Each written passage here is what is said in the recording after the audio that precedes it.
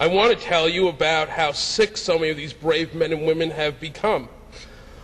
How Dr. Thomas Frieden, the Commissioner of Health for New York, has done all he could for the past 5 years to further denigrate the sacrifice of our soldiers, firemen, police, EMTs, steel workers, all the first responders, by diminishing the clinical findings of his own coroner's office over and again, his own study, and the undeniable epidemiology of those who came to this city's rescue on that eternal day. I want to tell you about how the mayor refused to accept the fact that not dozens, not hundreds, but many thousands of us were contaminated, sickened, and poisoned by the most toxic combinations of building materials in the history of disaster relief. And that for 5 terrible years, he ignored that fact. That's not how you treat people the city considered heroes. Instead of all of these issues, I'll tell you about their use of language. They being the media, for what passes for journalism in this era. Did anyone besides me thank God, the baby Jesus, and Santa for the incredible luck that the media, all 4 networks in New York, the leading papers across the country, and the internet, that all the media paid significant attention to the Mount Sinai study last week, rather than Paris Hilton's DWI or the latest Tom Cruise meltdown? We finally got coverage worthy of this issue. It's only been 5 years. 5 years of our family members watching us drop dead. And every time Popular Mechanics calls the people of this movement nuts, these propagandists, professional liars and tools who cannot, even by any stretch of the imagination, be considered journalists, strike another nail into the coffin of another rescue worker. And every time Time magazine dismisses real, hard physical evidence that a new investigation needs to be launched into how concrete was pulverized, every time Time magazine dismisses that evidence and instead writes a 2-page article about the psychology of the conspiracy movement, they perpetuate this buildup of people in very, very coordinated efforts trying to take this movement apart. We who are still dying from 9/11, who went into the towers and into that pile, now live with those buildings in our lungs and digestive systems and our blood. And if you allow these scumbags to strip you and this movement of our legitimacy, you condemn first responders to death. So in closing, I'd like to put out a few points that I got, not reflective of the 9/11 movement or its board, if there is such a thing, just my own opinions from the Popular Mechanics book that I read over the past 2 days, which is a really good piece of fiction. They are sheep. Popular Mechanics says that we consider in the movement, people call people who aren't in the movement sheep. I would consider that valid. See, I know something about sheep. Sheep never conceive that the man who fills their grain bins will, without any afterthought, one day start cutting throats. We know what they did, they being the government. We know what they're capable of, and we know that they can do it again. Time magazine wants to separate us, marginalize us, in order to make discrediting the evidence we're presenting acceptable. And that's a threat to every one of us.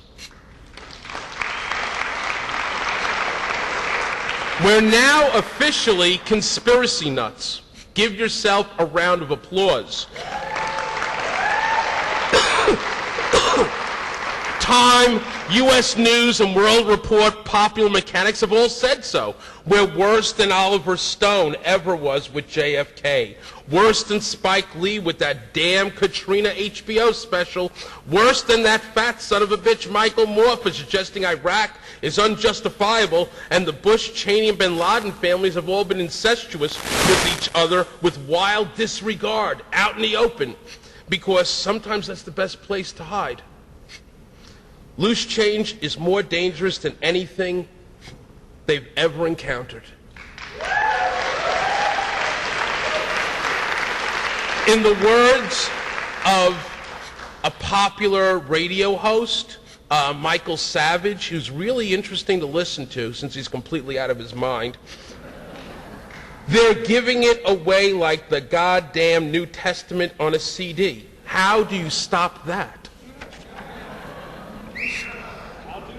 They can't hide the truth forever from everyone, so they'll discredit it. And to do that, first you have to attack the character of the movement, the public perception of our individual psychological statuses as a whole group.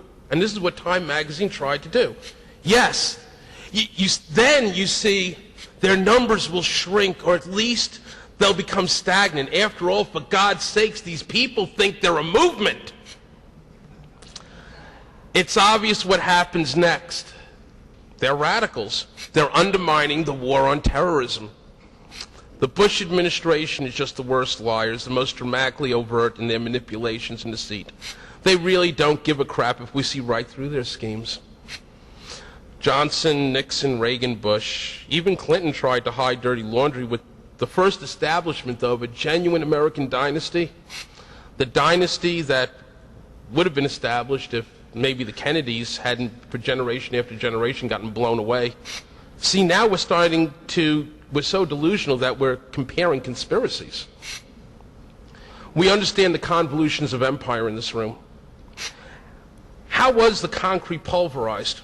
How was glass micronized into dust? And how was there molten steel? But a passport survived.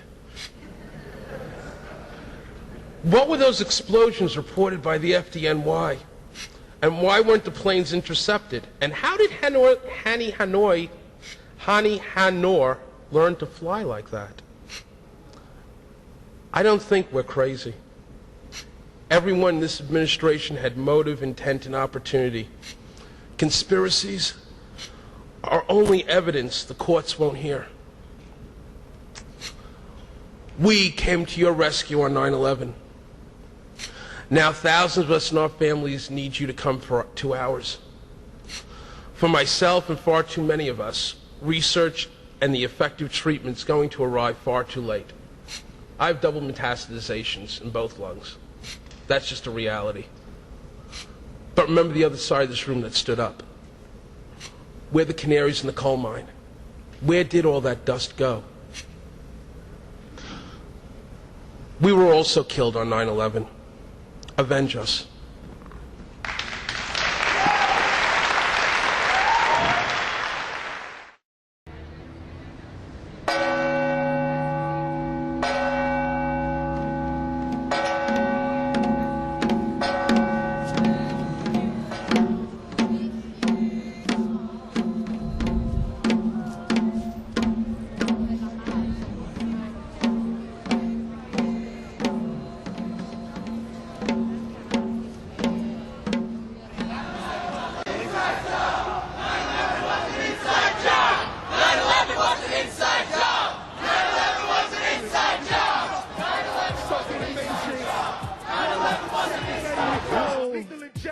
Strapped down, ready to go. Don't you understand? Don't never let me live out in peace. Concrete jungle, guerrilla war out in the streets.